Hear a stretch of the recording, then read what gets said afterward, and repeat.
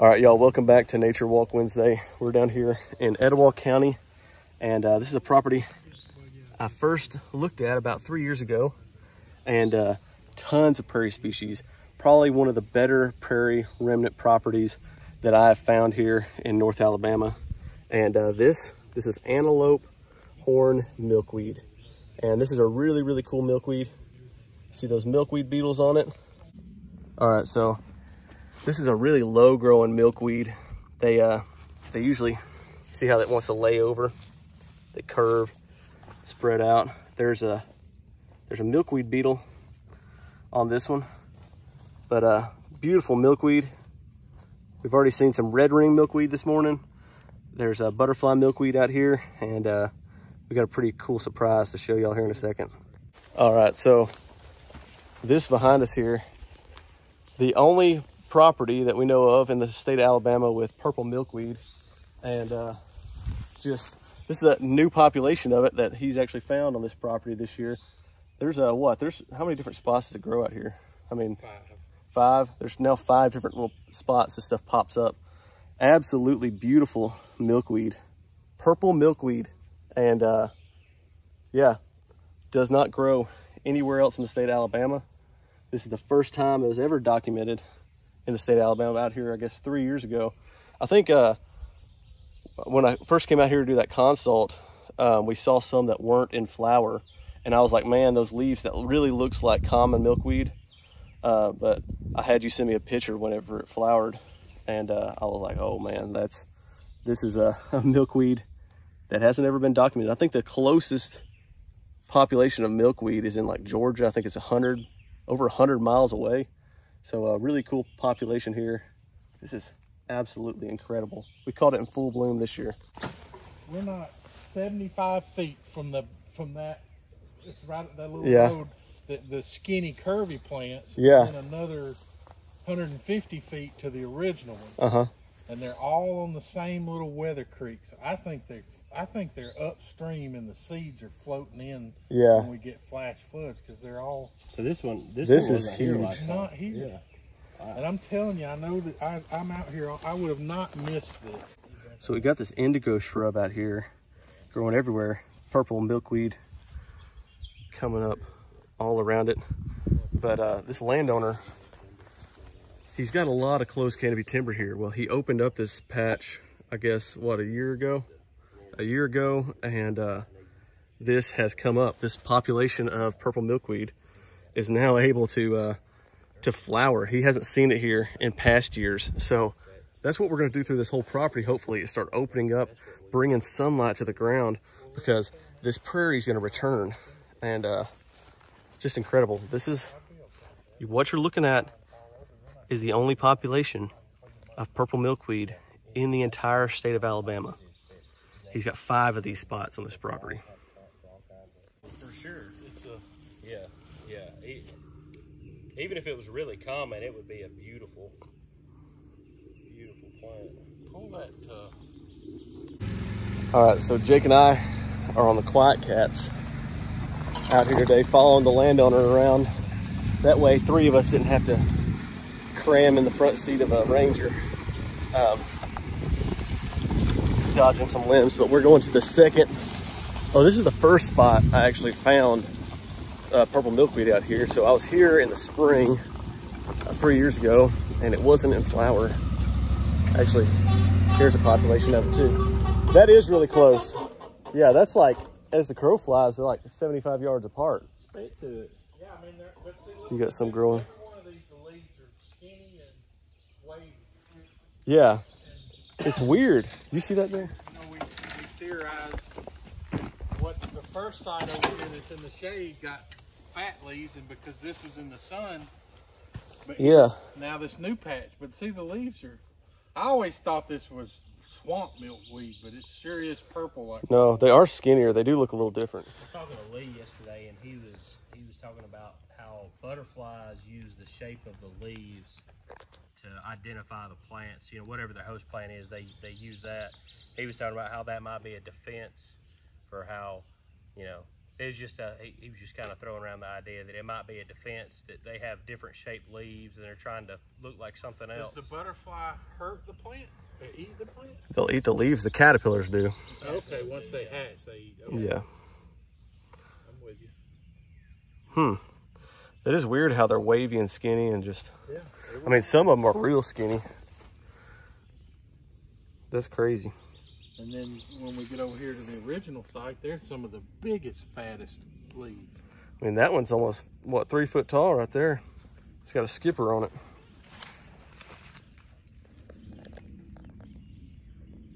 What's a skipper, that butterfly? Yeah. It looks like a flying triangle.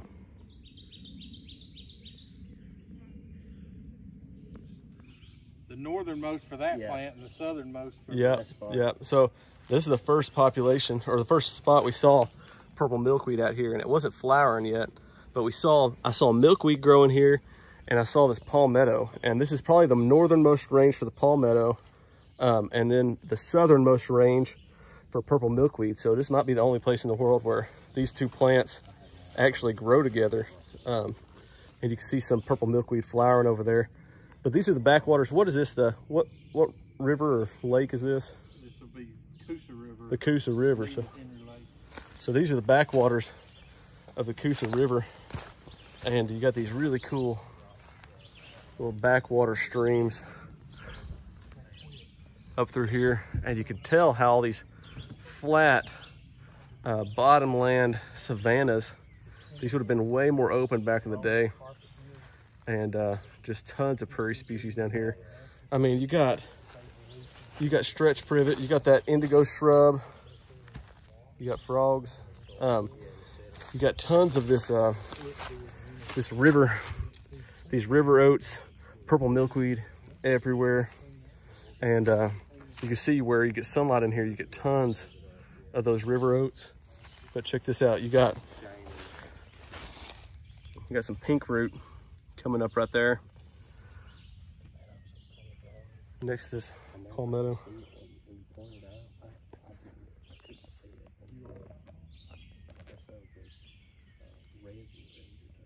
All right, so I'm getting left behind, but you see all these big leaves right here?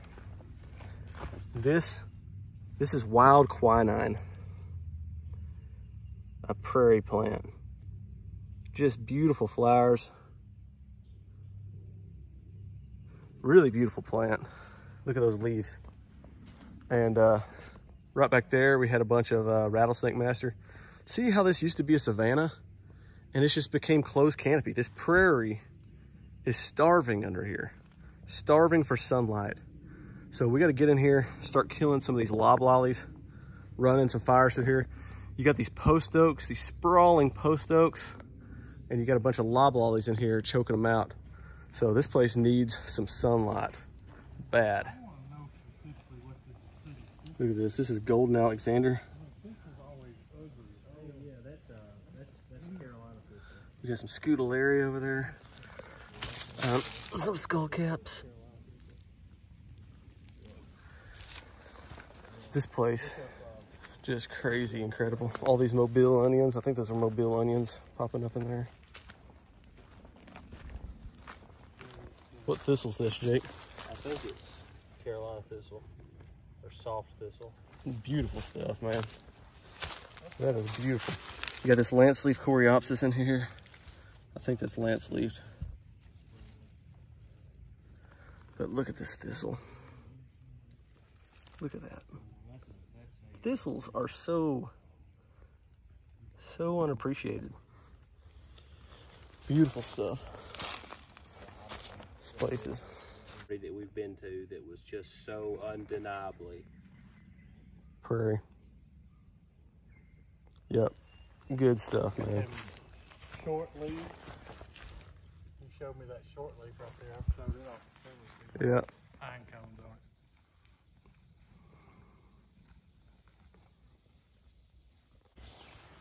So check this out, rattlesnake master right here. Tons of it popping up out there. Phlox. Tons of Tons of phlox popping up out here as well. And later on in the summer, there's gonna be tons of dense blazing star popping up back there.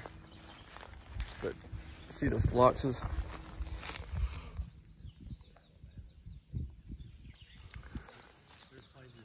Beautiful phloxes. This property just needs opened up. Incredible. Because when you open it up, just really diverse prairie starts popping up. Look at that. I believe that's skullcap.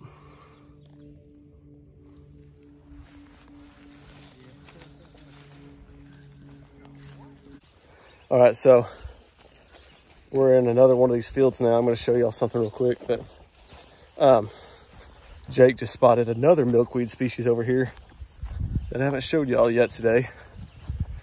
This is a cool one. We saw some switchgrass down right over here. But, oh, you saw it over there? Oh. So check this out.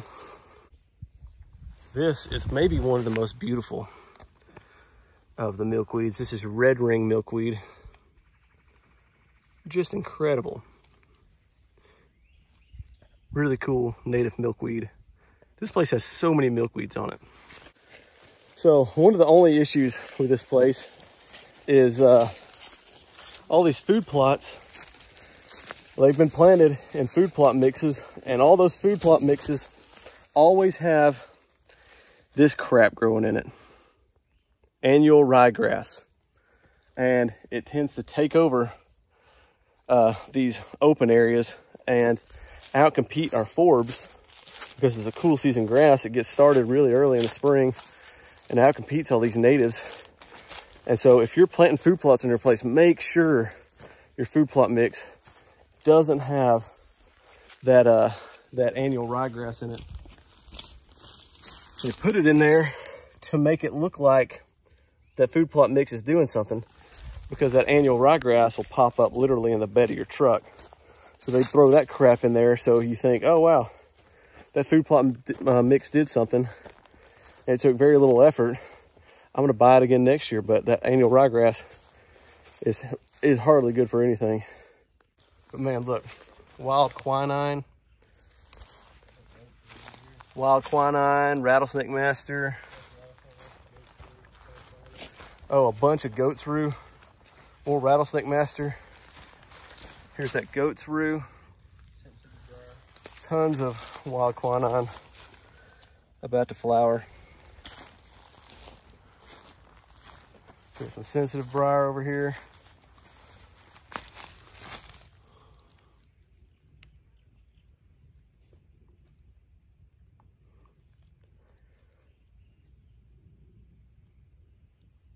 Look at that. How cool is that? All right, so check this out. Giant post oak growing up right there. But it's in there competing with a ton of loblollies now, but on the edge of that field, beautiful post oak. This is what I wanted to show you though. This giant tree right here, this is a plum tree. This is a Mexican plum, also known as big tree plum, and I'm standing under it right now. Look how big. When I say big tree plum, I mean it's big. Plums hardly ever get this big. I'm talking, look at the width of my boot. This thing is bigger around than my thigh. Huge plum trees, absolutely huge plum trees. And Mexican plums, this tree right here is always loaded every year. Slap loaded with plums. And so if you've seen any of my videos in my nursery where we're growing plums, this is where the Mexican plums are from. They're from this exact tree right here. Beautiful, beautiful Mexican plum tree right here. This sucker is a prairie species. We need to get rid of all, see all those loblolly pines behind it? This year we're going to be coming in here, removing a bunch of these loblollies. All right, so Jake's in here inside of all these pines. And holy mess. What, all the post oaks in here getting shaded out. Look at this, so many loblollies, but look at that post oak. That post oak right there, I'd say that post oak's easily what, Jake? 175, 75 to 100? Yeah, easy. It's pretty decent soil right here. It's probably, yeah, 75. But just tons of junk trees around here. Just a big block of marble. We just got to chisel out. Yeah, you see all these basil leaves on the ground? Well, that's elephant's foot, but so many prairie species in here waiting for sunlight. I mean, and a lot of them are young enough that they can develop that. See those gnarly limbs up there? A lot of them are still young Classic. enough they can develop that broad bowl. Yeah, just so many post oaks in here getting choked out by these loblollies. And so the plan is to get in here, start killing some of these loblollies. We're just gonna girdle them and kill them standing. I mean, honestly, it needs a logger in here, but the landowner doesn't really want any loggers in here, so. Blackjack oak, isn't it? Yep. Is that a blackjack oak? Looks like blackjack to me. A black oak. It's hard to tell. Yeah, it's hard to, the shade leaves are tough to figure out on those. But look, you got hardwoods in here dying because they're getting outcompeted by these freaking loblollies. But we need to rip some fires through here and start killing some loblolly. How big is that skull cap? Yeah, Scutellaria there. Scutellaria. That's Scutellaria. But we just need some sunlight. Need some sunlight on the ground and some loblollies dead. You see this plum tree in here, not getting enough sunlight. It's about dead. Bring some sunlight in. This plum's gonna come back to life. So if you're one of those folks that loves closed canopy forest, you love tons of shade, but you love oak trees, this is what happens to your oak trees. See that sucker? See how it's struggling? Got all these epicormic branches down here. This thing is stressed. It's stressed because it's getting outcompeted by all these loblollies. Oaks need full sunlight to regenerate, and they need fire. And when you got competition that outcompetes it, you don't get oaks regenerating. And then when it's closed canopy, there's no new oaks coming up because they don't have enough sunlight to come up. Look at this. Some deer browse. But anyways, when your older generation of oak trees die out and then their offspring are struggling like this, they're dying out in the understory, what are you left with? What's gonna drop seeds? There's nothing left to drop seeds so you have oaks again. Closed canopy forests are not good for shade intolerant species like oaks. All right, so we made it back up here to the cabin. We drove around this entire property, several hundred acres. And I don't know if y'all can see that or not. Quiet Cat's on 91%, barely used any of that battery. But we're back up here at the cabin, and just an incredible property. These open areas over here, just tons of prairie species. And man, that purple milkweed is really the highlight of this place.